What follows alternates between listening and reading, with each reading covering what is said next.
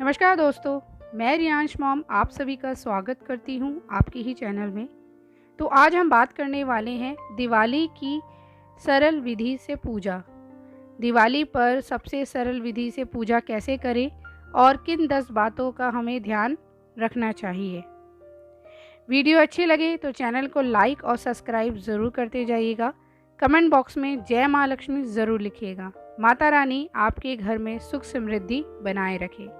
तो चलिए दोस्तों शुरू करते हैं। इस बार दिवाली का त्यौहार 31 अक्टूबर 2024 गुरुवार को मनाया जाएगा। तो अब बात करते हैं दिवाली की सबसे सरल पूजा विधि कैसे करें। नंबर 1, ईशान कोण या उत्तर दिशा में साफ सफाई करके स्वास्तिक बनाएं। उसके ऊपर चावल की ढेरी रखें। अब उसके ऊपर लकड़ी या पाट बिछाएं। पाट के ऊपर लाल कपड़ा बिछाएं और उस पर माता लक्ष्मी की मूर्ति या तस्वीर रखें। तस्वीर में गणेश और कुबेर की तस्वीर भी हो। माता के दाएं और बाएं सफ़ेद हाथी के चित्र भी होने चाहिए। नंबर 2, पूजा के समय पंचदेव की स्थापना ज़रूर करें। सूर्यदेव, श्री गणेश, दुर्गा, शिव, विष्णु को पंचदेव कहा गया है। इसके बाद धूप दीप जलाएं। सभी मूर्तियों और तस्वीरों को जल छिड़ककर पवित्र करें। नंबर 3, अब खुद कुश के आसन पर बैठकर माता लक्ष्मी की पूजा करें, अर्थात 16 क्रियाओं से पूजा करें। भाग, अर्थ, आचमन, स्नान, वस्त्र, आभूषण, गंध, पुष्प, दूध, दीप, नैवेद्य, आचमन, तंबुल, स्वाद पाठ, तर्पण और नमस्कार।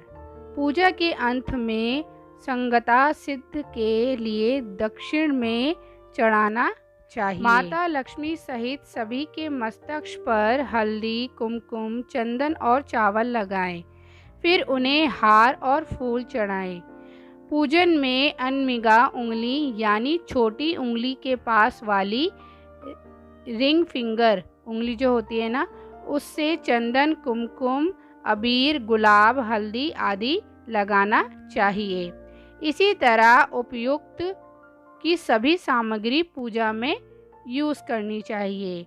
पूजा करते वक्त उनके मंत्रों का जाप भी पूजा करने के बाद प्रसाद या भोग चढ़ाएं। ध्यान रखिए कि नमक, मिर्च और तेल का प्रयोग नैवेद्य में नहीं किया जाता। प्रत्येक पकवान पर तुलसी का एक पत्ता रखा जाता है। इस दिन लक्ष्मी जी को मखाना, सिंगाड़ा, बताशे, एक हलवा, खीर, अनार, पान, सफ़ेद और पीले रंग के मिष्ठान, केसर, भात आदि अर्पित किए जाते हैं। पूजन के दौरान 16 प्रकार की गुजियाँ, पपड़ियाँ, लड्डू भी चढ़ाए जाते हैं। इसके बाद चावल, बादाम, पिस्ता, छुआरा, हल्दी, सुपारी, गेहूँ, नारियल अर्पित करते हैं। कवड़े के फूल और अम्र बेल का भोग अर्पित करते हैं। पूजा करने के बाद अंत में खड़े होकर उनकी आरती करें। नैवेद्य चढ़ाकर पूजा का समापन किया जाता है। पूजा के बाद कपूर आरती ज़रूर करें। कपूर गौरम करुणा का श्लोक बोलें। आरती को सबसे पहले उसे अपने आराध्य के चरणों की तरफ 4 बार, इसके बाद नाभि की तरफ 2 बार और अंत में 1 बार मुख की तरफ घुमाएं। ऐसा कुल 7 बार करें। आरती करने के बाद उस पर से जल फेर दें और प्रसाद स्वरूप सभी लोगों पर छिड़कें। मुख्य पूजा के बाद अब मुख्य द्वार या आंगन में दिए जलाएं। एक दिया यम के नाम का भी जलाएं। रात्रि में घर के सभी कोनों में घी के दिए भी जला सकते हैं या आप तेल के दिए भी जला सकते हैं। पूजा और आरती के बाद ही किसी से मिलने जाएं, मिठाई बांटें और पटाखे जलाएं। घर में या मंदिर में जब भी कोई विशेष पूजा करें तो अपने इष्ट देव के साथ ही स्वास्तिक, कलश, नवग्रह देवता, पंच लोकपाल, 7 मृतक का पूजन भी किया जाता है। तो अब बात करते हैं पूजा में रखें कुछ बातों का ध्यान। नंबर 1, दिवाली की पूजा रात्रि विशेष मुहूर्त में ही की जाती है।